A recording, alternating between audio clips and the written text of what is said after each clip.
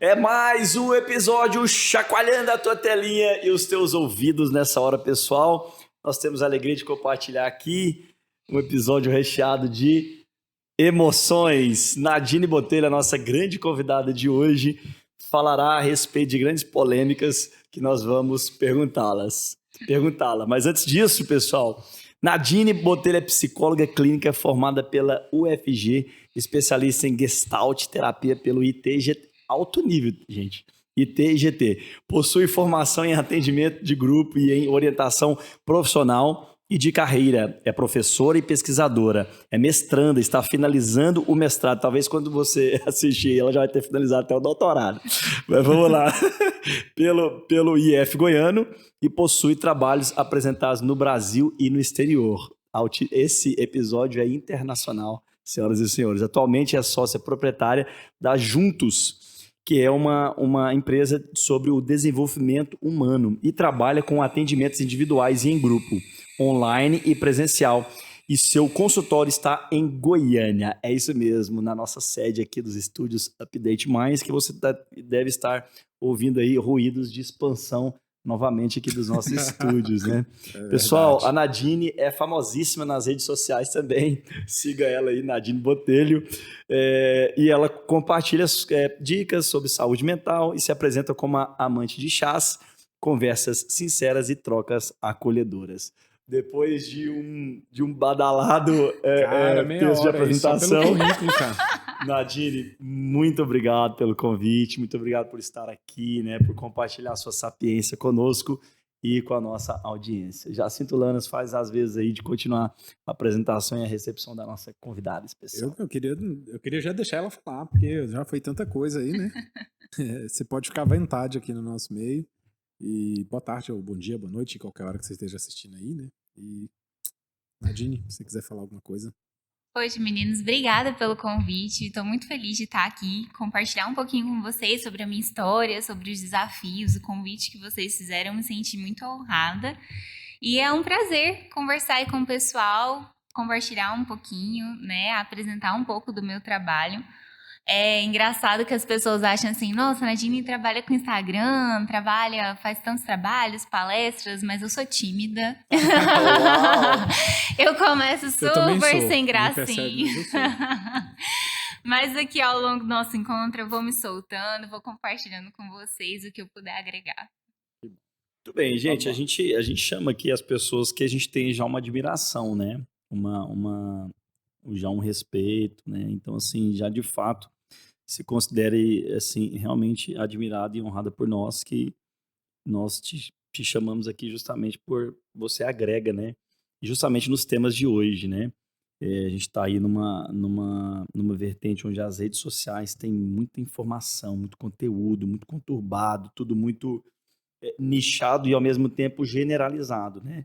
E aí a primeira pergunta polêmica, Nadine, é o seguinte: como é estar nas redes sociais? Assim, as pessoas, pelo fato de você ser psicóloga, as pessoas lá estão mais interessadas na Nadine psicóloga ou na vida pessoal da Nadine, filha, mulher, esposa, enfim, empresária? O que você percebe ali das pessoas que estão na sua órbita ali? Elas estão mais preocupadas no que você faz ou nos dois? O que é, mais ou menos? Eu acho que esse é o grande dilema de trabalhar com redes sociais, porque quando a gente pensa assim, o Instagram, né, que é a rede social que eu invisto, né, que eu tô mais presente, ele começou trabalhando com a ideia de compartilhar o instantaneous, né, o que você tá ali naquele instante. Então as pessoas queriam saber sobre pessoas. E depois elas começaram a especializar cada vez mais e começaram a tornar empresas, e essas pessoas começaram a ampliar a atuação delas e profissionalizar essa atuação.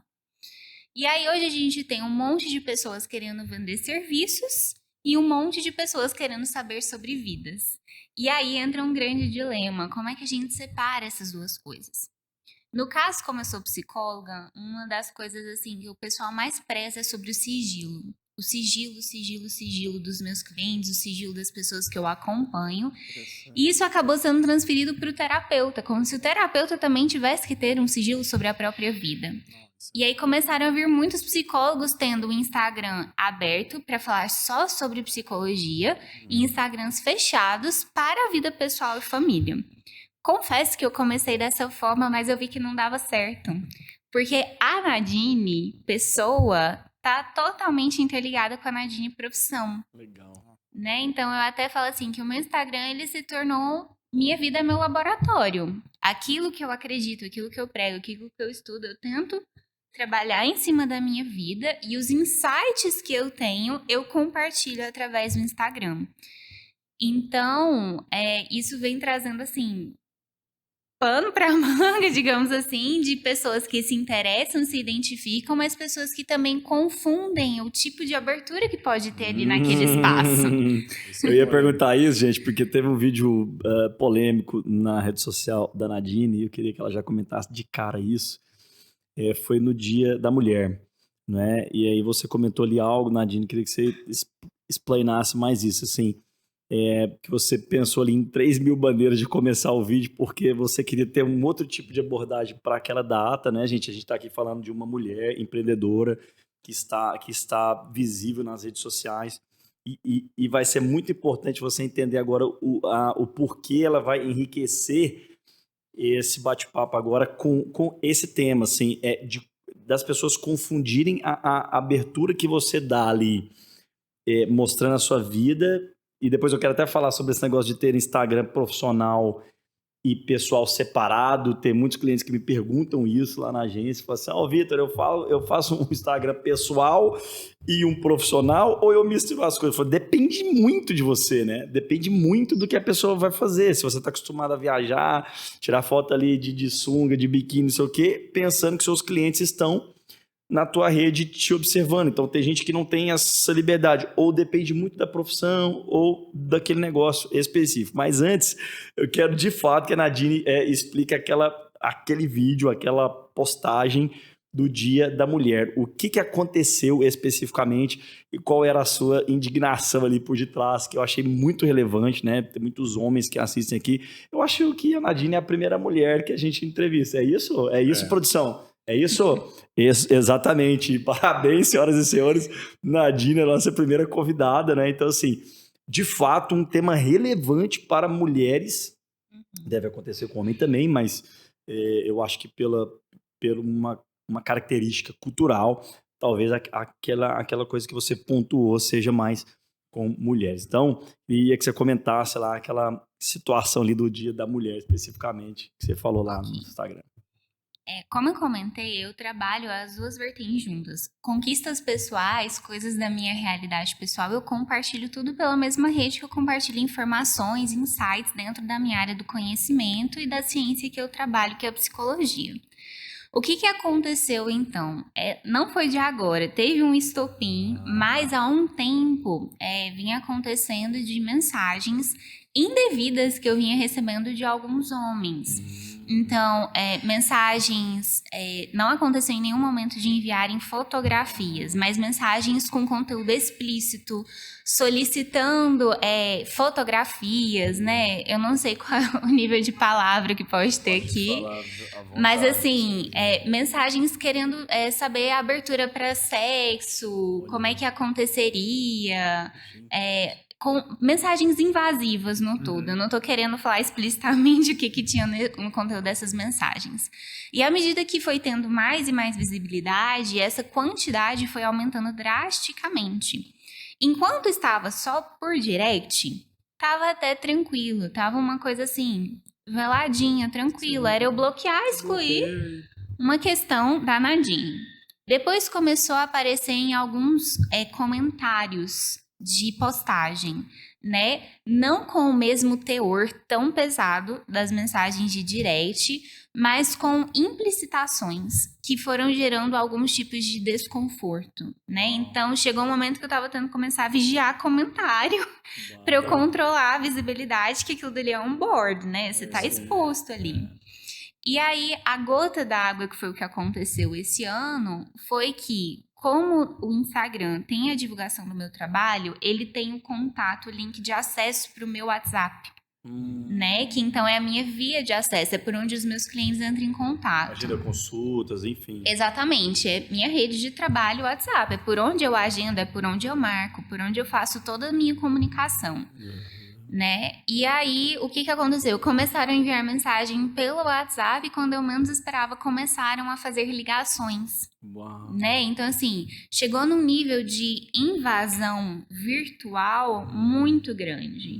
E aí começam a ter todos os medos, né? Uma mulher que trabalha, o pessoal sabe o local que você trabalha, porque você trabalha também num espaço físico. Né? Então, assim, chegou um momento que eu tive que tomar a decisão de fechar o WhatsApp. Agora só tem contato comigo pela via WhatsApp ou boca a boca. E quem quiser agendamento, contato pessoal é por direct. Dali, quando eu fazer a avaliação, se é um potencial cliente mesmo, eu passar esse contato. Você vê, né? Uma das dificuldades de empreender, né? Algo que seria né? Uma ferramenta muito boa, né? Para você trabalhar. Mas por causa desse tipo de comportamento que a gente tem que lutar contra isso, você acaba tendo que criar barreiras para o seu trabalho. Sim, né? Dificuldade. Exatamente. Aí o que acontece é assim, a gente tem que ter clareza qual é o nosso propósito. Quando a gente começa a fazer um trabalho de ampla divulgação como o Instagram. Para a gente também ter clareza de qual é a intenção que faz eu estar ali. Né? Como eu trabalho com o Instagram há um tempo, algumas pessoas, principalmente estudantes de psicologia, quando eu estava dando aula na faculdade, perguntavam: Nadine, mas eu não gosto de aparecer, não gosto de tirar foto, não gosto de gravar vídeo. E eu vou assim, fulaninho, antes de existir Instagram, já existia a psicologia, já existia o trabalho da psicologia. Então, existem várias formas de acesso, existem várias formas de divulgação. Você tem que ver qual é aquela que combina com você. Perfeito. Instagram é um espaço que deu muito certo com o meu jeitinho, com a minha espontaneidade, com o meu jeito brincalhão, mas talvez não dê certo para algum perfil de empreendedores. O que a gente tem que esclarecer é qual é o seu perfil e onde ele cabe, e não tentar se enquadrar no que o mundo às vezes apresenta que é o melhor. O Instagram não é o melhor, é uma das ferramentas de divulgação. A gente fala muito isso, né, gente, lá com os clientes e especificamente no seu caso, eu vi um vídeo bem legal que você fez com seu pai, né? Assim, essa espontaneidade, a sua forma alegre ali de conviver com a família e tudo mais. É muito legal no sentido... Aí você falou muito assertivamente, não é o melhor jeito, mas é um dos de você propagar até a sua vida profissional. Agora, realmente existem esses perfis, né? Tem gente que não vai jogar esse, vamos chamar de jogo, mas assim, é um jogo do Instagram, que é a instantaneidade, mas ele usa ali para uma vitrine profissional, não precisa aquela postagem, porque o que vem aqui em jogo o profissional não estar no Instagram também pode depor contra uma vida assim, a movimentação digital dele. Eu digo pela nova geração. Pensa, uma nova geração dessa vai trocar o pneu do carro lá e está procurando uma loja de pneu. Para de frente a essa loja de pneu e dá uma olhadinha no Instagram para ver se essa pessoa está lá. Não achando essa loja, muito provavelmente ela vai até a próxima. Porque ele quer olhar antes se o ambiente lá está limpo, se lá vai ter uma internet para ele enquanto espera trocar ali o pneu e tal. A questão é, então, o negócio da pessoa estar na internet faz jus também até assim, a movimentação dela em relação a comunicar com a nova geração. A pessoa vai ver o tipo de conteúdo que você faz, os serviços que você presta, se o local que você atende é aciado ou não. Ou seja, no caso de um psicólogo que é assim, que trabalha com a saúde emocional, vamos assim dizer, a pessoa vendo a sua saúde emocional em dia, brincalhando e tudo mais, eu acho que ajuda muito, né, Nadine? Assim, poxa, essa psicóloga é tão legal, ela brinca com o pai, ela tá em alta astral, porque ou hoje... as dificuldades também, né? Sim, mostrando também que é uma pessoa de verdade, né, cara? É. Mostrando que é uma pessoa de verdade, que ele tem as suas jornadas familiares, enfim. Então, assim, no seu caso, você acredita que a pessoa te vendo ali espontânea, fazendo as dancinhas famosas, brincando com seu pai e tudo mais. Você acha que isso traz uma aproximação com o seu possível paciente ali ou não? Com toda certeza gera aproximação. Mas eu concordo pelo viés, assim, do Jacinto, que às vezes o que gera aproximação não é o perfil ou a fantasia ou a máscara que você sustenta ali, mas quando você mostra as dificuldades de também estar ali. Por exemplo, esse vídeo do Dia da Mulher que eu divulguei, né, que eu compartilhei o que estava acontecendo, isso gerou uma identificação com o público de mulheres altíssimo, que nem eu tinha consciência do tanto que era comum o desafio que aquelas pessoas estavam passando, né? Porque aí elas puderam compartilhar coisas assim, nossa, Nadine, eu te acompanho há 4 anos. Você normalmente é tão doce, você é tão cuidadosa com o jeito que você fala, com o que você apresenta, você vai, assim, muito ponderada. Não acredito que teve pessoas que chegaram para você com esse tipo de insinuação, com esse tipo de conteúdo. E aí é a oportunidade de eu poder falar assim, olha, eu tá aqui nas redes sociais tem uma intenção. Eu coloco um contorno, coloco uma fronteira, mas não são todas as pessoas que vão respeitar essa limitação. E o que eu coloco aqui não tem como eu ter controle de como vai chegar para o outro. Né? Para algumas pessoas chega como algo que agrega, para outras pessoas podem chegar com uma forma ofensiva ou com uma possível abertura. Agora, o que elas corresponderem é o limite que eu tenho que colocar.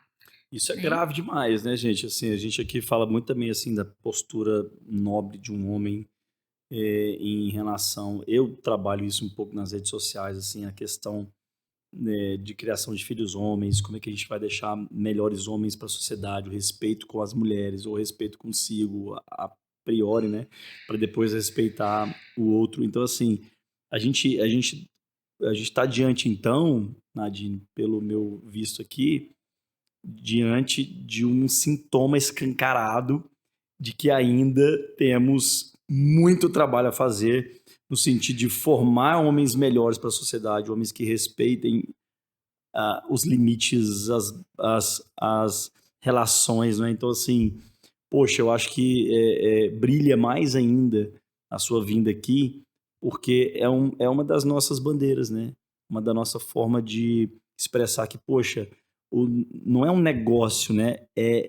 Não é um negócio formar homens melhores. Isso é um pilar da sociedade.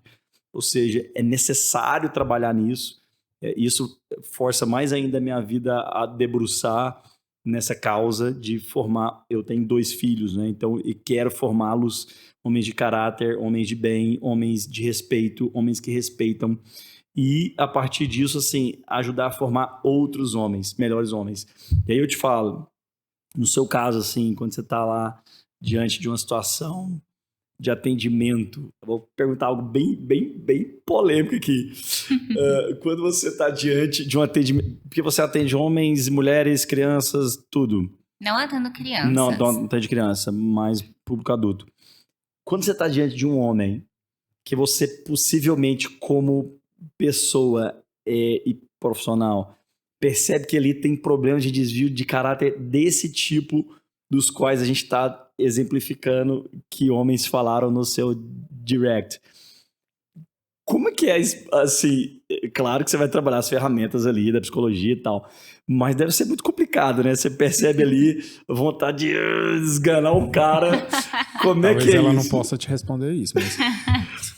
Eu falo assim, profissional, como é que é isso? Não, mas eu posso responder isso tranquilamente.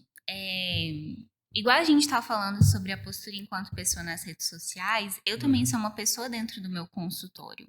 Então, tudo aquilo que reverbera em mim de alguma forma, e eu posso dar notícia em prol do meu cliente, não em prol da minha moralidade, ou em prol do que eu acho que é certo, mas em prol dele, eu uso isso em favor do nosso trabalho. Legal. Né? Então, isso não é diante de homens apenas, diante de pessoas. Sim, ser humano. Independente de quem tiver. Uhum. Se tem algo que reverbera em mim, ou que me deixa impotente, ou que eu me sinto insegura, ou que eu me sinto desrespeitada, é o meu papel enquanto pessoa, enquanto profissional, dar notícia do que está acontecendo na relação. Eu acho que o ponto-chave é tanto na psicologia quanto nas redes sociais a gente entender que nós estamos trabalhando em cima de uma relação. No momento que tem uma relação, existem contornos, fronteiras de quem eu sou e de quem o outro é. Em alguns momentos, essas fronteiras podem entrar em conflitos, e aí a gente tem que tomar uma atitude em cima desse conflito. Em outros momentos, elas são completamente percebidas, respeitadas e assim, contornadas, digamos assim. Se isso é na rede social ou se isso é na minha atuação, o meu papel é promover o diálogo desse contorno que está acontecendo. Eu acho que a gente entrou tanto nas dificuldades, né? Mas eu queria trazer ela aqui para contar como é que foi, né? Você se tornar uma psicóloga, a sua carreira, até como te fez chegar aqui. A gente tá percebendo que não foi fácil, né? Não. E não tem sido fácil ainda também, né? Porque as pessoas, como você falou, as pessoas julgam a rede social ali talvez tenha 30%, 40% da sua vida mesmo, né? Obviamente que é tudo verdade o que você passa lá.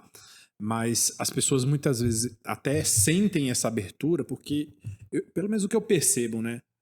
As pessoas elas estão tão sem noção, tão, assim, tanta falta de educação, tanta falta de princípios, caráter, que eles invadem o seu território como se você fosse a pessoa mais íntima dele. Né? Então, ou seja, eu queria saber como é que foi essa sua tomada de decisão para ser psicóloga. Se você pensou nesse tipo de coisa que poderia acontecer, a faculdade fala muito também, né? Sim, Já com tinha alguém da certeza. sua família, Nadine, assim, tem alguém da sua família que já era psicólogo e você se espelhou, se inspirou, ou foi algo que começou Não, esse pergunto então, já assim? eu falei que eu tô criando um império de psicólogos, porque depois de mim, agora a gente já tá com mais 4 pessoas na minha família na formação em psicologia. Deve estar ganhando bem, então. Né? Din. Mas ninguém era da psicologia em si. Mas a minha grande inspiração foi meu pai. O meu pai trabalha com desenvolvimento humano, treinamento de pessoas, e ele viajava o Brasil inteiro. Brasil inteiro. Meu pai conhece praticamente todas as capitais do Brasil. Trabalhando com desenvolvimento de pessoas, com treinamento. E eu achava aquilo o máximo, aquela dinamicidade, aquele contato, aquele influenciar muitas pessoas. E eu escolhi por psicologia. Quando eu comecei psicologia, eu achei que eu ia para a área social, para a área do RH. Mas quando eu entrei na UFG, eu comecei a ter contato com o ambiente clínico.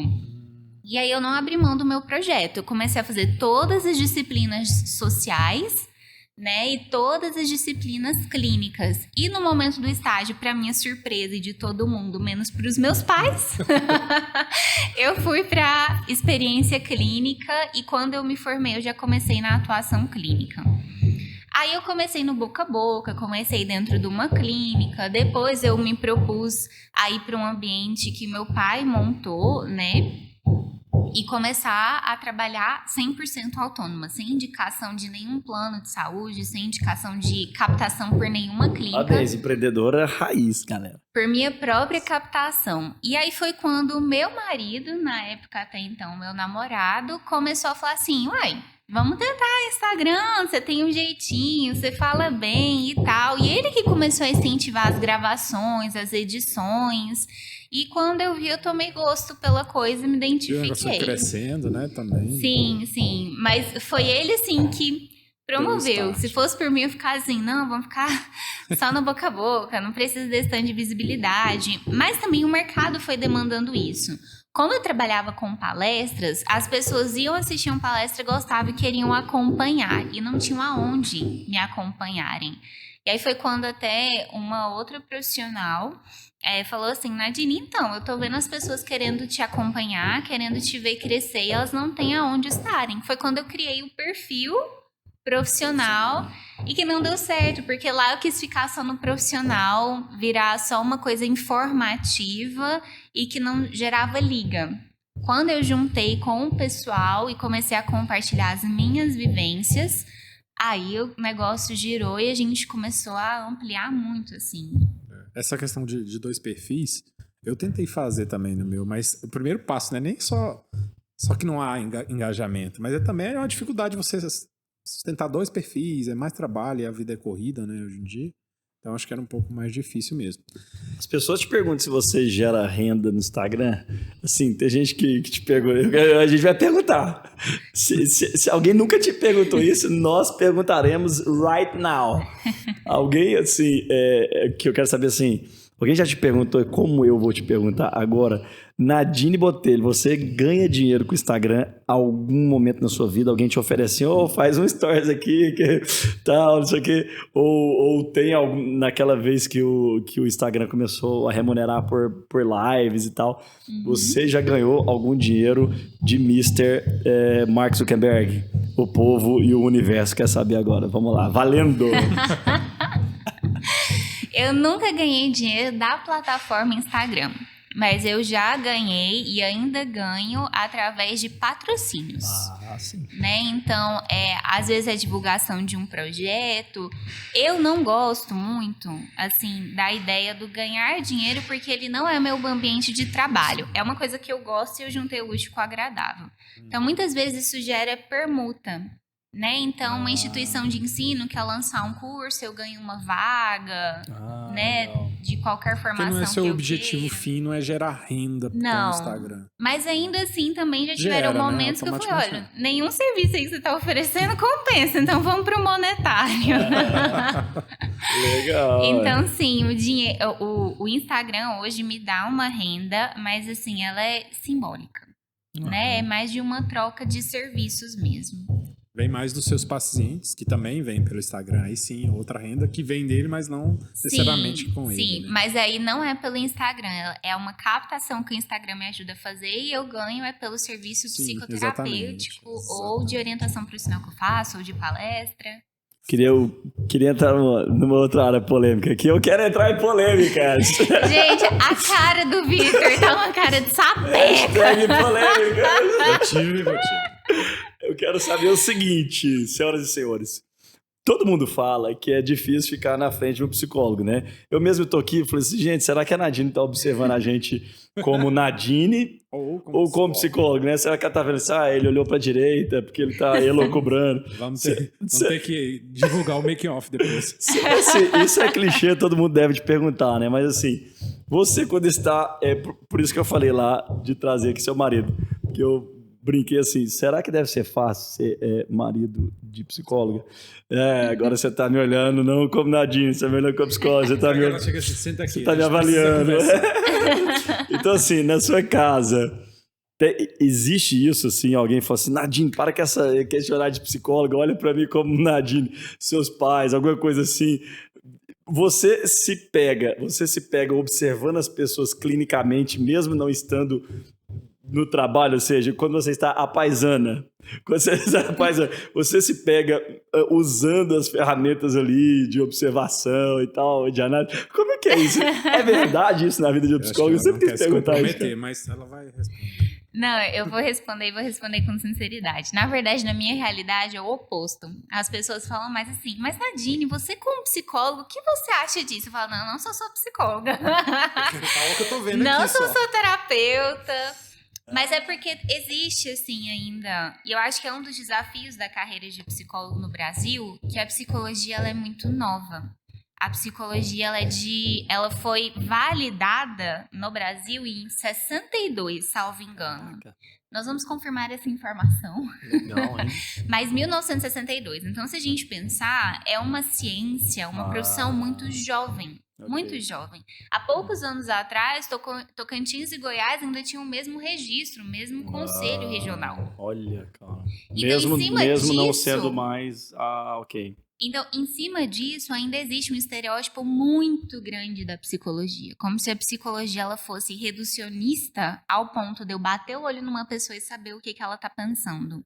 Ou muito reducionista ao ponto de achar que ela trabalha só com adoecimento mental.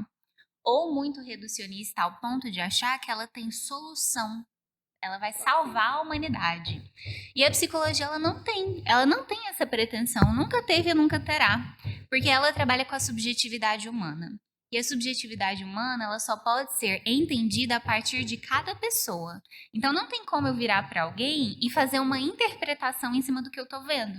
Tem como eu dar notícia, o que aquilo reverbera em mim, ou que chama minha atenção, ou que me deixa desconfortável ou algo, mas dar voz ao outro para dar nome o que ele está querendo dizer ali. Fabuloso. Então, a psicologia e principalmente a abordagem que eu trabalho, a Gestalt terapia, que é uma abordagem humanista, ela tem esse papel de gerar a comunicação da relação para que ambos tenham voz e possam crescer em conjunto. Mas não que um seja superior ao outro. Eu nunca vou saber mais da vida dos meus clientes do que eles mesmos. Nunca, não tenho nem pretensão disso. Mas eu tenho a pretensão de, nas minhas redes sociais, no meu ambiente de trabalho, no meu espaço terapêutico, promover um lugar seguro para que ele possa ser ele mesmo e que ele tenha ali uma pessoa realmente presente e ativa na escuta, na logística, na postura, para conhecê-lo e auxiliá-lo a conhecer a si próprio mais profundamente. Perfeito, perfeito. A gente fala aqui, eu não sei qual episódio que a gente falou, que a pessoa se conhecendo mais, conhece mais a Deus. Ela se conhecendo melhor, conhece melhor a Deus, conhece melhor as relações humanas e sociais. E aí tem uma coisa, né? Aconteceu esses dias atrás, na verdade aconteceu ontem, mas eu vou falar uns dias atrás porque você vai assistir esse episódio talvez, sei lá quando, entendeu? Se você estiver assistindo aí em outras décadas, coloca aí a década que você está assistindo. Mas é o seguinte, aconteceu o episódio do Will Smith ir lá e esbofetear a cara do Chris Rock, right? Então, ele foi ele mesmo, assim, não tem como, né? Pelo que você falou, sem saber se foi ele mesmo ou se ele estava sendo ali um personagem, né? Mas, assim, o fato das pessoas estourarem em determinados momentos. A pessoa ela é mais colérica, sei lá, eu nem sei se eu posso falar isso na presença de uma psicóloga, mas eu não sei se existe isso na psicologia, né? Tem tantos tabus que estão sendo caídos por terra, né, gente? Eu não sei se existe esse negócio de colérico, fleumático, existe isso na psicologia? Ela entende isso? Não, acho que não, né? Mas eu acho que é mais empirismo social, mas vamos lá. Uma pessoa que é mais estourada, tá? Quando ela tem o controle de si, poxa, especificamente no caso do Will Smith, ele pensou ali em fazer algo na frente do planeta inteiro, porque todo mundo estava assistindo aquilo, né? Para defender a honra da esposa, de uma pessoa, né? Quando a pessoa dá essa estourada, Nadine, eu quero saber o seguinte, aos olhos da psicologia, esses surtos, eles são mais comportamentais ou entendidos como já indo para a parte psiquiátrica? Qual é a diferença, até que eu queria saber muito assim, da psicologia, a psiquiatria, até onde é o limite de vocês, assim, psicólogos e psiquiatras? Eu fico assim, aonde é o corte, né, cara? Aonde que é a linha de corte? Você também curioso, isso não, ó, o corte é o seguinte, se o cara precisa de remédio, psicólogo. Não, psiquiatra. Se não, psicólogo. Mas a gente está totalmente errado, com certeza. Se resolve só na conversa, ou se resolve na chinelada, enfim, tô brincando. Mas é o seguinte, Nadine, sobre o surto do Will Smith, se você quiser comentar algo, se foi o surto mesmo ou não, se ele fez lá e tal. Mas assim, psiquiatricamente ou psicologicamente falando, tem como a gente mensurar essas estouradas assim, poxa, aqui foi um nível psicológico e tal. Como é que é isso? Gente, vocês estão vendo, tá virando sessão de desabafo aqui, né? Curiosidades com a psicóloga. Ué, mas tem muita gente que tem essas curiosidades, entendeu? Eu vou responder vocês e talvez a minha resposta não vá tranquilizar o coração de vocês, mas eu vou responder em cima do que eu acredito. Hoje, as redes sociais, elas nos convidam e nos incitam a fazer esse tipo de pergunta que vocês estão fazendo. Analisar o outro. Mas a gente precisa aprender a ver. Vou usar a sua fala, Vitão. Que enquanto a gente tá vendo um cisquinho no olho do outro, no nosso olho tem uma trava desse tamanho. O que eu quero dizer? Ao invés de a gente querer, às vezes, se preocupar em fazer análise de grandes atores, teóricos, cantores, a mídia sempre vai nos convidar a querer problematizar e fazer um julgamento. E resolver também, né? Precisa resolver. E resolver sobre a vida do outro. A gente precisa olhar aquela experiência e trazer ela para nós. Então, no meu caso, quando eu vi o que aconteceu do Will Smith ter dado tapa na cara do Chris em defesa da esposa dele, muito mais do que pensar assim, nossa, será que ele teve um surto? Nossa, será se ali foi uma falta de domínio? Será se ali foi uma perca de atenção, de inconsequência? É observar assim, gente, eu numa situação como essa, Que faria. o que eu faria? Legal, hein? Legal, já citei. Empatia, E aí, já né? então, Vai se alguém falando de falasse empatia assim no da Thaís, fundo, você né? partiria pra cima. Muito Pois é. cuidado, convidados, ao falar aqui das esposas dos Pois é, né? updaters. Muito cuidado. Eu acho que eu me seguraria. Mas depois, ao vivo, depois que acabasse o ao vivo, eu não sei. Eu não sei o que eu faria diante de uma situação tão séria como aquela. Né? Mas uma coisa eu sei. Uma coisa eu sei. Que dentro de mim existe uma raiva tamanho ou tão qual aquela. Não sei se ela apareceria num contexto como aquele. Agora, o que eu sei é que a raiva é humana e que muitas vezes ela dá notícia do que me toca, do que reverbera em mim. Como, por exemplo, no Dia da Mulher, foi uma raiva, foi um estado de raiva.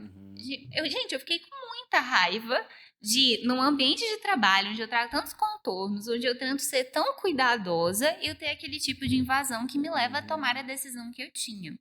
Então, o que eu tô querendo trazer é que a psicologia, alguns profissionais, eles pegam a nossa atuação e tentam usar ela ainda nesse estereótipo. Que ela vai dar nome, que ela vai solucionar, que ela vai conseguir dizer o que de fato é. A única pessoa que vai poder dizer o que de fato aconteceu ali e o que tocou, em qual ferida que tocou para levar aquela ação vai ser o Will. No dia que eu tiver a oportunidade, Will, eu te entrevisto. Fica aí o convite. Tá o convite, viu? And now you're welcome to this update podcast. Agora, o máximo que eu posso dizer é assim, poxa, ali foi uma fatalidade, a gente pode fazer 1000 análises, mas o mais importante é eu ver o que aquilo reverbera em mim. Ou que reverbera no sentido de é um ator que eu quero continuar acompanhando? É uma pessoa em quem eu coloco a mão no fogo? É um sentimento que existe em mim também? Cara, né? como É bom esse falar tipo com quem de entende, né, Vitão? reflexão. Da hora, mano. E assim, falando do Will Smith, eu quero fazer uma ponte para um outro, que aí vai vocês dois, assim. Ai. O Will Smith já foi, né, gente? Umas décadas atrás, aí, uns anos atrás, eu não sei se até hoje mas acho que não, mas o ator mais bem pago de Hollywood, tá?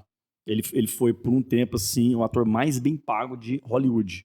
Agora eu quero saber o seguinte: pagamento, salário, din-din, bufunfa, grana do bolso. Um psicólogo, aí eu já quero falar assim, um psicólogo ganha bem. E o que é o ganhar bem, né? Quero falar o seguinte, em detrimento de uma sociedade que, poxa, o salário mínimo hoje tá o quê? 1.200 alguma coisa, é isso? 1.212. Então, assim, o salário mínimo no Brasil, R$1.200, em torno disso. Tá, o psicólogo, ele tem um ganho, assim, que, poxa, depende dele fazer o salário dele, esse negócio de, poxa, ele é meio que um empreendedor, tipo médico, que quanto mais consultas marcar, mais cirurgias fazer ganhar. O psicólogo também tem esse esquema de atendimento e tal. Aí, eu quero saber o seguinte, 2 perguntas em uma só, tá? 2 perguntas em uma. O psicólogo ganha bem, aí vai depender o bem, né? Que você vai falar assim, vai depender, Vitor, do que você quer saber de bem, né? Você pode perguntar encontrar isso. o Will Smith, talvez não seja bem, porque o Oscar foi lá. Mas assim, o psicólogo, no seu caso, que é empresário, ainda depois eu quero que você fale da sua empresa, né? Da Juntos. Como é que é o exponenciar do ganho salarial de um psicólogo? Ele começa tipo residente, tipo médico residente que ganha lá um salário de estagiário. Posso chamar um médico de estagiário? Não, né, cara? Eles se ofenderiam, né? Não sei. Mas um residente é um estagiário, o médico residente é estagiário, né? Sim ou não? Ué. Um Tá. nível bem mais acima que os estagiários. Que o estagiário, mas mas é. Então, assim, o psicólogo também começa assim nessa residência clínica ali, atendendo para outros consultórios, ganhando bem abaixo do psicólogo formado. Depois ele forma, ele tem ali existe uma tabela de preço existe, que legal, cara. Quero saber, sempre quis saber esse lance, né? Existe uma tabela, então, o valor que o psicólogo ganha. Eu quero saber, cara, que agora a gente vai fazer uma matemática para saber quanto que dá para ganhar o psicólogo ou quanto que a Nadine, senhoras e senhores, coloca no bolso ali Não dá pra saber, porque as parcerias do Instagram podem ser ainda mais Ilimitadas, policiais, né? cara. Mas Mas já dá pra gente ter uma ideia. Nadine, como é que é isso? Como é que é o ganho de um psicólogo? Ele tá ali e tal, tem uns que ganham muito mais, tipo advogado, eu pego a causa grande e ganho, ou no caso do psicólogo é tudo meio padronizado, assim, como é que é isso? Entendi. Então, hoje na psicologia, nós temos pelo Conselho Federal de Psicologia 10 áreas que o psicólogo pode atuar. Uau. Então, o psicólogo ele pode atuar, vou dar alguns exemplos só para vocês entenderem. Na parte jurídica, na parte organizacional, hospitalar, clínica, do trânsito, escolar. Então, nós temos 10 áreas reconhecidas pelo Conselho Federal de Psicologia. Agora eu vou abrir um parênteses, porque eu sei que alguém vai perguntar, vai pensar. E o que tem a ver as abordagens? As abordagens comportamental, psicanalista, humanista, são teorias, filosofias, metodologias que norteiam um psicólogo, independente da área de atuação que ele estiver. Então, a minha abordagem é Gestalt terapia. Essa abordagem, ela delimita a minha metodologia, a minha forma de ver o homem, e eu posso utilizá-la em qualquer uma das áreas. A abordagem não tem a ver com área de atuação. Fechei meu parênteses. Agora, nessas áreas de atuação, hoje, existe um estereótipo. Eu nunca encontrei nenhum material que validasse essa informação, mas existe um consenso que a área que você mais ganha é na organizacional. Né? A gente tem aí psicólogas que trabalham em grandes empresas aqui em Goiás, né? Novo Mundo, Carrefour, que tira aí seus 20 salários mínimos. Uau. Sei lá, tira uma grana Awesome boa. and amazing. Agora, a área clínica é a segunda maior área. Em alguns estados ela ultrapassa, que tem também maior renda dentro da psicologia. Legal. Agora, quando você fala assim, nossa, depende só da pessoa, depende. Porque o tipo de profissional que você assume, ele influencia no tipo de captação que você vai ter. O tanto de movimento que tem no seu consultório influencia também no valor da sua aura. Para uma pessoa famosa como você, obviamente, deve ser difícil achar uma vaga lá na agenda, né? E também o valor é... Como é que é isso? É tabelado? Então, cada conselho regional de psicologia de cada estado, ele tem o mapeamento das cidades. Então, se vocês entrarem no Conselho Regional de Psicologia 09, que é do estado de Goiás, lá eles têm um mapeamento. Olha, se você atende no setor Bueno, a hora mínima, o valor mínimo da sua hora é tal. Se você atende no setor Pedro Ludovico, pelo regional. bairro. E também por cidade. Se você atende no interior para o lado norte, nós também temos a tabela assim, se você atende aplicando tais testes psicológicos, por exemplo, testes psicológicos para você poder tirar porte de arma. Certo. Tem também o valor que você tem que cobrar mínimo para aplicação daquele teste. Então, igual no OAB tem o mapeamento do valor de cada processo, hoje na psicologia nós também temos esse mapeamento do valor mínimo para cada atuação. Mas tem máximo também ou não? Não, nós não temos teto. Aí pessoas famosas. Então, gente, hoje eu tô passando um teste psicológico aqui, que é o barulho da reforma nos estúdios Update Mais, né? É um teste psicológico, que dá vontade de ir lá e falar, seu irmãozinho, na hora da gravação não. Cara. Mas só falando do barulho, no último, o Carbono Lab fez milagre, que ninguém ouviu. Parabéns, Carbono Lab, você é demais. Cara... Esse cabeludo aqui, gente, que é o nosso diretor, aqui faz milagre, altíssimo nível. A gente quase não se escuta aqui, senhores. Não se escuta, mas ainda bem que aqui é alto nível. Então não existe teto, assim, existe a base, mas se o cara for bichão mesmo, ele pode cobrar outros, que nem um médico. Um cobra R$400 de consulta, outro cobra 1.000 e tanto de consulta. Seria mais ou menos isso? Até hoje, o valor da hora mais caro que eu já vi na minha vida, que foi de um psicólogo, no estado de São Paulo, foi R$1.700 a hora. Uau! De consulta clínica, não de palestra, não de nada disso. Palestra deve ser 70 mil, cara, a hora. Aí eu já não sei Aí o dizer. Celo é o limite, né? Só se ela Mas, for envolvida assim, com política, né? Nossa. Você fala. No momento que eu também trabalho com orientação profissional, é importante eu dizer que a gente não pode colocar como se fosse nosso próprio mérito, o valor que você vai cobrar, Ok. né? Porque senão depois vai chegar um adolescente que vai ouvir esse podcast e vai falar assim, mas Nadine, eu estou formada e eu não consigo ganhar mais do que X na hora da minha sessão. É importante você entender também o nicho e o público com quem você vai trabalhar. Sim. Por exemplo, hoje eu tenho um nicho muito forte que é a juventude. Eu pego ali adolescentes que estão saindo do ensino médio, estão entrando no mercado de trabalho ou de formação, então estão iniciando a vida adulta. Hoje o meu nicho no consultório é essa fase do desenvolvimento que é a juventude, finalzinho da adolescência e início da vida adulta. Não tem como eu querer ter um valor de sessão exorbitante se eu quero continuar trabalhando com esse nicho. A gente está falando de empreendedores iniciantes, a gente Tá não está no falando de pessoas começo de vida, né? consolidadas. Construção da vida financeira, eu costumo falar. essas Exatamente. fases. Então, até o valor que eu vou cobrar, ele tem que ser coerente com o público que eu tô atendendo. E aí eu não tô falando só de classe social, mas até de faixa etária também, Sim. né? Então, assim, influencia a minha qualidade de formação, tanto os meus títulos, como o boca a boca, como também o público com o qual eu vou trabalhar, como a realidade que eu estou inserida. Uma psicóloga atendendo em Lusiânia, muito difícil ela ter o mesmo valor de sessão de uma pessoa atendendo em Entendi. capital, Entendi. né? Então, assim, tudo isso Entendi. influencia. Uma coisa que você podia aproveitar, já que você tocou aí nos projetos que você tem, você podia falar um pouco dos outros projetos, além de psicóloga, né? Aliás, projetos de psicóloga também, né? Mas falar da sua empresa, né? A Juntos, vocês estão montando uma holding, né? Pra ficar bonito. Uma holding aí com o Igor, né? Seu esposo, seu pai. Fica à vontade para falar pra gente aí, até porque o objetivo desse podcast justamente é a gente entender como que as pessoas empreendem, né? Então, pegar os insights. Tem tanta coisa que a gente tem aprendido aqui nos episódios que a gente gravou que tem feito a diferença. Então, eu creio que você tem muita coisa para agregar, né? Eu acho que para explicar a minha empresa, eu preciso explicar também um dos desafios que também entra no estereótipo da profissão do psicólogo. Como eu optei pela psicologia clínica e muito forte na psicologia clínica é o tal do sigilo, ele assim, é soberano na Essa é nossa outra coisa que eu queria atuação. saber. A gente tende a entender que a psicologia se torna uma profissão muito solitária. Aquilo que eu vivencio no meu consultório, se eu chego em casa e meu marido pergunta: como foi esse dia de trabalho?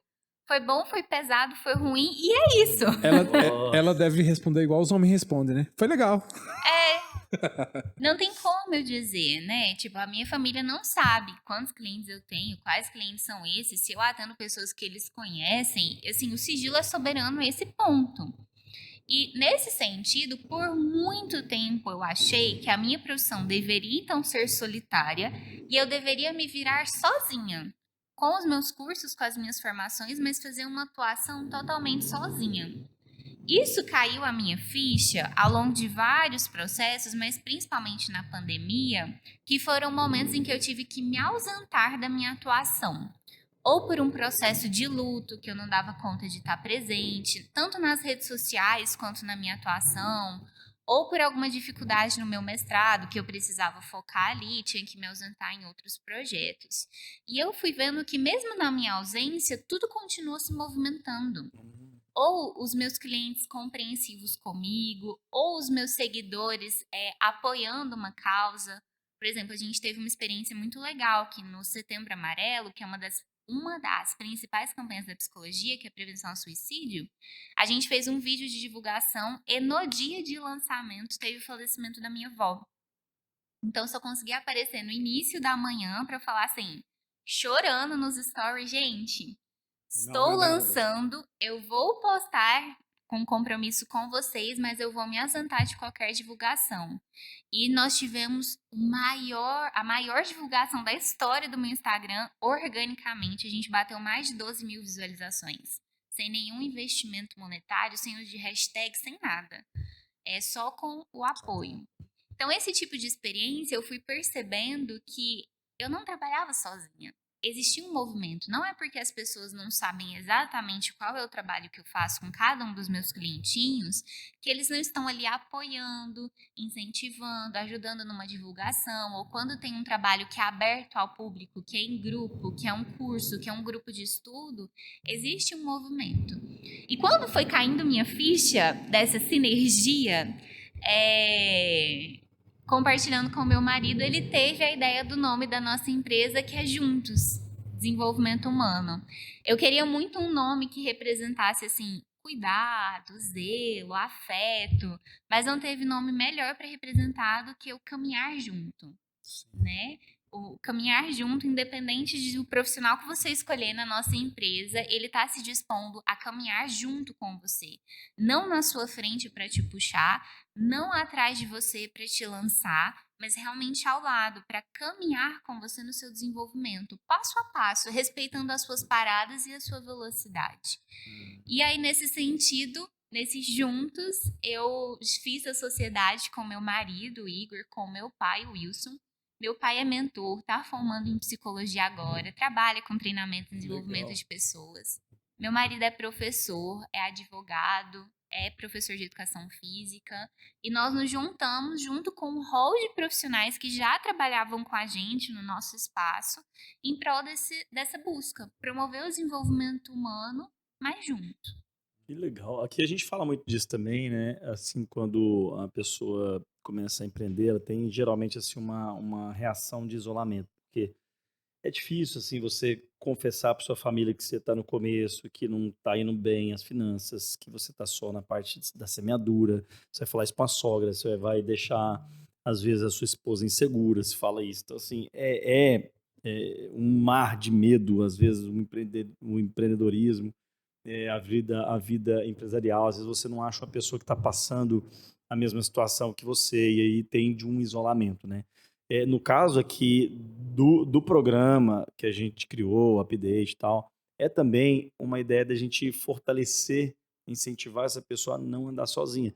No sentido também de que a jornada, até biblicamente, é melhor serem dois do que um, no sentido não só de casamento, mas também nas jornadas, nos relacionamentos, na vida como um todo, empreendedora. né?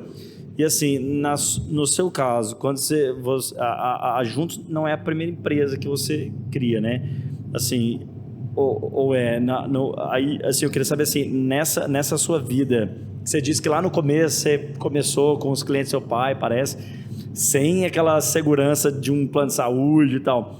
Qual a maior barreira que você passou, assim, Nadine, na vida profissional, empreendedora, assim? Teve alguma coisa que falou, cara, isso ali eu demorei a romper, a sair, sabe? Tem alguma coisa assim que você fala, poxa, isso ali era uma areia movediça de alguma maneira, ou por estar isolado, ou por estar isolada, ou por estar vivendo algum tipo de barreira? Teve algum passo, assim, algum tempo na sua jornada de carreira até aqui que você fosse, cara, ali foi tenso, foi um mar de medo e eu achei um farol de esperança. Como é que é isso?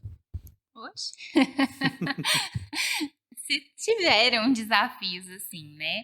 Mas eu acho que eu posso dizer assim, de uma forma geral, que o maior desafio foi entender que a Nadine era uma empresa.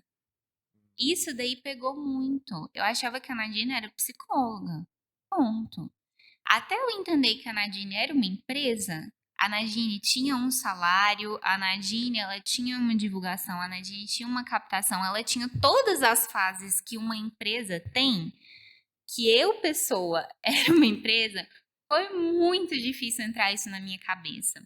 Então, no momento em que eu saí do consultório e comecei a trabalhar autônoma, não era captação do meu pai, era um espaço que o meu pai montou, Ah, ok, né? entendi. Uma sala, um consultório, Tá. que eu tive a bênção de receber esse cuidado do meu pai e da minha mãe, né? Uau. E aí eu comecei a trabalhar com toda a administração daquilo. Uau. Foi o grande desafio, que eu fiquei assim, e se ninguém aparecer? E se eu não tirar esse lixo aqui do banheiro, ninguém vai tirar. Nossa. E se ninguém responder a mensagem, nenhum cliente vai chegar. Então, quando eu fui entendendo todas as responsabilidades que tinham ali, fui aceitando que eu era uma empresa, foi um grande desafio, até pelo medo de não dar conta. Não era só não dar conta dos casos clínicos, era não dar conta de gerir aquilo Gerir tudo. tudo, né? O empreendedor tem esse medo, né? E aí é o grande erro do pequeno empreendedor, que ele começa querendo tudo, né? Então, assim, foi um momento, por exemplo, que, graças a Deus, estava tendo muita indicação. Eu tinha muita indicação, mas chegou um momento que eu estava com uma carteira de clientes que não dava. Que eu falei assim, tô atendendo gente demais. Não era que eu não dava conta de fazer aquele trabalho direito, era que eu, Nadine, comecei a adoecer por não cuidar da Nadine. Então eu tava começando a ter insônia, crises de ansiedade, de repente começava a ter infecçõezinhas demais, uma infecção de garganta, uma coisa assim, que começava a impossibilitar. E foi quando eu fui começando a entender assim, calma aí, Nadine, tudo bem, você é uma empresa, você tem uma grande responsabilidade, mas você também tem que colocar limites, contornos. Qual é a quantidade de clientes que você vai acompanhar? Essa quantidade de clientes que você está acompanhando não bate a quantidade de dinheiro que você quer ganhar ainda. Então, quais são os outros serviços que você vai desenvolver para dar esse retorno? Aí foi quando eu comecei a descobrir que eu, enquanto empresa, não tinha só psicoterapia como serviço. Eu tinha orientação profissional, eu tinha palestra, eu tinha aula, eu tinha grupo de estudo, eu tinha grupos de formação. Uau. E fui diversificando os serviços que eu apresento, né? E isso tudo foi possibilitando a movimentação e o crescimento da Nadine empresa e, consequentemente, da Nadine mulher, esposa, filha, cidadã. Que legal, que legal. Queria, assim, é que eu tava lembrando aqui que a gente não terminou a linha lá de onde começa a psicologia com a psiquiatria, né? É Eu acho que, verdade, eu eu acho acho que que a ela gente, saiu bem, né? a gente perguntou alguma coisa aqui. Qual que é a linha, assim, que divide a psicologia da psiquiatria? Eu sei que, assim, empiricamente a gente poderia falar alguma coisa, mas eu quero saber profissionalmente, como é que vocês delimitam assim, não, olha, agora tá na hora de você procurar um psiquiatra. Ou o psiquiatra fala, não, você veio até mim, mas tá errado, você deveria ter procurado um psicólogo. Entre vocês há esse lance, assim, de entender e tal. Olha, assim, eu vou falar, graças a Deus, hoje eu trabalho com um grupo de psiquiatras que acredita na psicologia. Porque eu já tive experiências horríveis com psiquiatras que Sério? só queriam dar a medicação, a pessoa se tornar dependente daquilo e pronto, estabilizou o Uau. sintoma, resolveu. Mas eu vou usar uma metáfora, que é uma metáfora que eu gosto muito para representar essa linha, limite. Imagina que você é um móvel empoeirado. Você é um móvel empoeirado e acumulou várias poeiras ao longo da sua vida. E de repente você está cansado daquela sujeira, você não dá conta de limpar ela sozinho, você escolhe ser acompanhado por uma psicóloga. Essa psicóloga vai vir com você calmamente e falar assim: tem um móvel debaixo da poeira, tem um móvel debaixo desse tanto de problema, desse tanto de história, desse tanto de trauma, desse tanto de dificuldade. E a gente vai começar a limpar, vamos começar a passar o pano. Automaticamente, quando a gente começa a limpar para achar o móvel, levanta poeira. Quando levanta poeira, cada pessoa reage de uma forma. Algumas ficam tranquilas, outras dão crise alérgica, outras não suportam a bagunça. Dependendo de como você reage nesse momento, que vai dizer se você precisa do psiquiatra ou não. Pelo menos essa é a forma que eu trabalho. Porque se você começa a ter crise alérgica demais, em outras palavras, se olhar para o seu móvel começa a te deixar muito ansioso, muito, muito triste, com muitos prejuízos emocionais, a gente convida um novo profissional para te auxiliar. Um profissional apto para entrar com algumas medicações, não apenas medicações, mas intervenções que vão estabilizar o seu quadro reativo.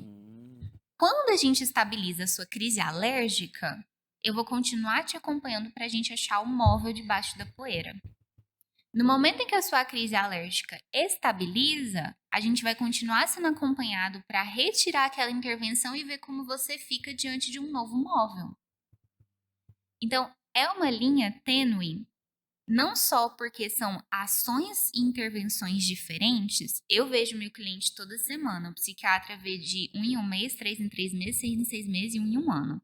Depende do tipo de tratamento, né? Mas é entender que a melhor ação é quando os dois trabalham juntos.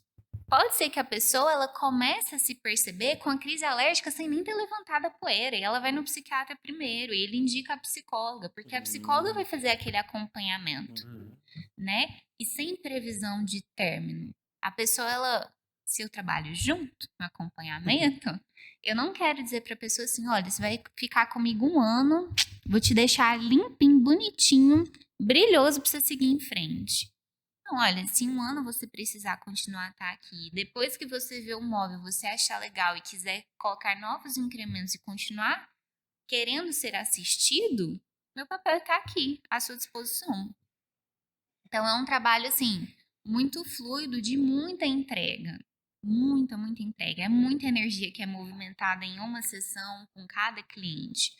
Até por isso que eu falei da importância de ter uma delimitação, né? Não querer abraçar o mundo. Eu não dou conta. Não dou conta. Que legal. Show de bola. Aí, uma pergunta assim, que é um âmago nosso aqui, né? Que é uma coisa que está assim, intrínseca, o que você diria para quem está começando a carreira de psicólogo? Ou uma pessoa, por exemplo, eu vi que você atende pessoas do ensino médio ali, pessoas estão surtando por causa de uma prova, ou estão assim, dentro de uma Tomar a escola. decisão de carreira. Tomando, é sério, né, cara? Assim, você vê criança de 17 anos, né? 17 anos é uma criança. Você vai tomar uma decisão de um curso da sua vida, um curso, não só o curso acadêmico, mas um rumo da sua vida ali, de uma vez por todas, né? Às vezes a pessoa não está realmente preparada, não tem uma maturidade para escolher exatamente ali a função, a profissão que ela vai exercer. Mas tem como vocês, psicólogos, assim, delimitarem mesmo aquele negócio assim, você é da área de exatas, ou não é psicólogo que faz isso assim, você é da área de humanas, existem ferramentas para ajudar essa pessoa a tomar uma decisão, pelo menos da área ali que ela vai exercer, ou que lhe é mais favorável, ou que contempla as habilidades dela, porque às vezes a pessoa eu tô querendo fazer medicina, mas ele foi por uma empolgação ali, uma coisa Familiar, imposta, às vezes, algo né? familiar, ou foi pela trupezinha, galera da escola, aquele negócio, mas às vezes a habilidade do cara é uma engenharia, é uma outra coisa, assim. Você ajuda essas crianças a isso também, a tomar essa decisão. Os adolescentes te perguntam isso, Nadir, eu tô com dúvida, não sei se eu faço isso ou se eu faço aquilo. E aí depois eu quero saber assim, o que você diria para um profissional que escolheu, então, psicologia? Tá, eu decidi, vou ser psicólogo igual você, Nadir. E aí, o que você diria para essa pessoa também? Então, eu sempre faço 2 perguntas em uma, né, cara? Eu acho que eu sou meio... Eu devo ter algum problema. Eu devo ter algum problema. Se eu fosse um psicólogo agora, ele ia colocar alguma síndrome, tô brincando. Eu sempre faço 2 perguntas. Eu devo ter algum problema. Então, é assim, se você ajuda adolescentes a tomarem o rumo ali, profissional, se eles te perguntam muito isso, e o que você diria para a pessoa que escolhe psicologia, e agora? Falando sobre os adolescentes, sim, eu ajudo, mas eu não ajudo a escolher um curso. Eu ajudo a desenvolver projeto de vida. Legal. O que isso quer dizer? Eu tenho que ajudar esse adolescente a se conhecer. Primeiro ponto, tudo sempre tem que partir do autoconhecimento. Se eu não conheço o que eu quero, o que eu posso, o que eu me identifico, o que cabe na minha condição, o que é aceito na minha sociedade, na minha família, o que eu aceito de mim mesmo, não tem como eu tomar nenhuma decisão a partir dali. E aí, à medida que a gente vai fazendo esse autoconhecimento, depois a gente parte para um conhecimento familiar e conhecimento do mercado. As profissões que existem, os trabalhos que existem, como está a realidade do mercado em cima disso, para no final ele poder fazer uma escolha em si. Mais importante do que ele escolher o curso é ele escolher o percurso que ele quer ter na vida dele. Olha aí, gente, Né? altíssimo nível. Então, o que isso significa? Às vezes as pessoas ficam assim, exemplo de assinto, se eu falo que uma pessoa é da área de exatas, que curso que você pensa? Quais cursos? Talvez matemática, professor, né, de matemática, Engenharia. Engenharia. Eu, como eu tô muito no meio de finanças, eu diria para estudar economia. Economia. Pois é, mas uma pessoa que gosta de exatas, ela também se daria muito bem com música. Uau! Então, o meu papel enquanto profissional é fazer essas identificações e depois ajudar ele a associar todas essas pecinhas para o que ele se identifica. Porque se a gente for sempre pelo estereótipo social, a gente se perde. Aí, de repente, é aquele engenheiro que é bom no que faz, mas não gosta do que faz, né? Existem Então, muitos assim, né? muito. Então, Muitos profissionais, né? muitos profissionais, porque, por exemplo, exatas dá exemplos maravilhosos. A pessoa gosta de exatas, mas você gosta de abstração? Não, eu gosto de exatas objetivas. Então é mais para matemática do que para física. Engenharia é muito mais da física, porque tem muita teoria. Não é uma matemática objetiva. Então, todas essas informações a gente tem que ir coletando e associando entre si para chegar numa profissão, que às vezes não corresponde ao curso, né? Então, por exemplo, não existe hoje um curso ensino superior bacharel de empreendedorismo. Nós temos cursos de formação, mas ensino superior de empreendedorismo nós não tem. temos. Deveria ter pelo menos matérias em todas as faculdades, eu acho. Com certeza. Aprende, Agora, né? empreendedor é uma profissão, né? Então, assim, todas essas associações a gente tem que fazer. As pessoas às vezes chegam assim, Nadine, você faz teste vocacional? Eu falo, faço. Mas eu faço orientação profissional. Porque aquele teste, ele vai te dizer do curso. E às vezes a profissão que você vai se identificar no seu projeto outra. de vida não corresponde exatamente àquele curso. Uau. Né? Então é um trabalho muito mais ampliado, são mais sessões, um trabalho mais completinho. E aí eu acho que isso já dá para responder a minha dica, que é a segunda pergunta que você fez. Que dica que você dá para alguém que escolheu psicologia? É uma dica muito clichê, mas eu acredito muito nela, que é: não perca você de vista. Se você focar só na psicologia e acreditar nela como a ciência, como a profissão mais salvadora, assim, a bam, você vai perder você de vista como profissional, você vai se entregar a uma profissão que nunca vai satisfazer. Nem a você, nem a demanda que o mundo coloca para você. Então, o que eu falo assim, dedique-se à psicologia, aproveite o que o curso tiver para te oferecer, os cursos que tem em volta, mas não se abandone nesse processo. Não abandone os seus hobbies, não abandone as suas crenças, não abandone os seus relacionamentos. Se permita desenvolver paralelamente a isso. Porque isso vai gerar a unidade do profissional que você vai se colocar no mercado. Top. Eu falo isso por experiência própria. Eu me dei conta que eu fui me perdendo quando eu fui me entregando para a profissão. E ela não estava em primeiro lugar, não deveria estar. Ela tem um papel muito importante. Hoje eu amo, hoje eu respiro psicologia, se você deixar. Mas eu sei que ela é uma parte que representa a Nadine. Ela não é o que manda na Nadine. Top demais, né? Acho que Alto por isso já nível. dava até pra encerrar. Não precisa nem dizer tchau. A gente tá indo aqui, pessoal, para os últimos segundinhos desse episódio que está emocionalmente rico, entendeu? E trocadilho, né? Assim, é muito gostoso, né? Já sinto hoje você perceber que nós estamos sem a nossa terceira tripé aqui, que é o Fábio Otto Brosman, que, ó, tá viajando a negócio. É o Otto é business, né, gente? O Otto é business. E aí, assim, passando já aqui para nossa parte final, Nadine, eu queria pedir suas considerações finais. Mas, assim, eu gostei muito desse lance que você falou, curso/percurso, né, cara? Que legal essa associação, essa dimensão que você colocou, assim, porque, de fato, o curso não vai dimensionar toda aquela pessoa, né? Ou todo o que ela pode se tornar, né? Eu já me perguntei várias vezes se eu fiz o curso errado, o curso certo. Todo mundo já deve se perguntar, não sei, né? Durante a faculdade, pelo menos, nas dificuldades, nas provas, aquela maluquice, né? Pós-graduações, já Ou fiz quando 3. você termina e não vê nada pela frente. Cara, pra você ver. Eu fiz um curso que você não precisa de ter o meu curso para exercer a minha profissão, que é publicitário, né, cara? Você até era taxado assim, quem faz publicidade é porque o curso é mais fácil, é mais barato. Né?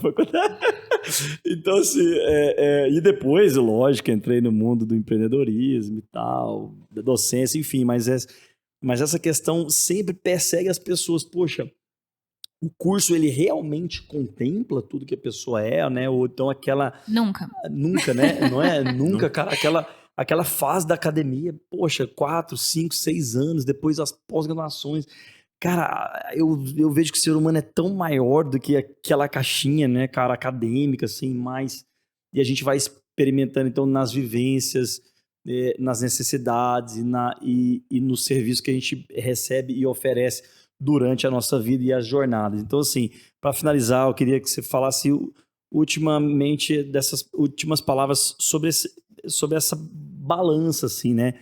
Poxa, tem um percurso de vida que a gente pode experimentar muitas coisas, em detrimento, às vezes a pessoa fica presa, não, mas eu fiz esse curso, será que a pessoa é obrigada a seguir ali?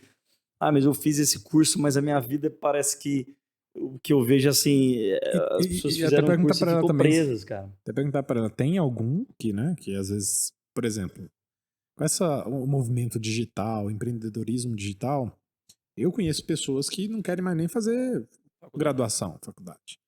E até porque a graduação não define quanto você vai ganhar, né? E há um tempo atrás as pessoas escolhiam a graduação pelo salário. E aí você deve ter tido experiência de pessoas que você tem que reorientar a pessoa porque a pessoa está numa profissão que ela, como você falou agora, do engenheiro, às vezes a pessoa é engenheiro, ganha bem, mas não vive bem. Né? Você fica à vontade. Então, nós já temos esse movimento. Eu gosto de brincar que eu já inaugurei meu primeiro laudo, que uma das profissões foi digital influencer. Não existe nenhum teste psicológico que vai sair esse resultado.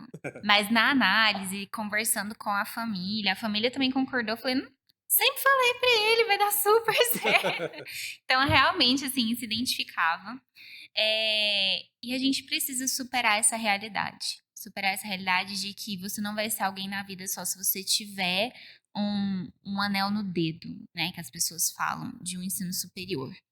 Mas também a gente precisa superar essa realidade de achar que você vai ganhar dinheiro se você fizer o que você ama do seu jeito, sem ter formação alguma. Tem preparo, né? Por exemplo, hoje a gente vive uma realidade muito séria no ambiente da saúde mental. Nós temos muito terapeutas não formados, sem formação alguma. Os coachings, tudo Sim. isso. Até coaches têm formação para coach. Tô falando assim, pessoa que vira e fala assim, não me intitulei terapeuta. Agora eu sou conselheiro. Entendi. A gente vive uma realidade muito séria de pessoas que impõem, discriminam, não auxiliam, não são realmente suporte para as pessoas, porque elas não têm formação alguma para aquilo, elas não entendem desenvolvimento humano, elas não entendem de personalidade, elas não entendem sobre o sistema de investigação fenomenológica, como é que você acessa a essência da vivência da pessoa. Então, nós temos que trabalhar nos dois ramos. Parar com essa ideia de que só é alguém na vida quem tem graduação, quem tem ensino superior, e parar com essa ideia de que se você não fizer ensino superior, fazer o que você quiser da sua própria cabeça, você vai ser uma pessoa muito importante. Não é assim. Equilíbrio. A gente precisa ter um equilíbrio. E aí eu acho que entra na sua resposta, na sua pergunta, aliás, desse curso e percurso.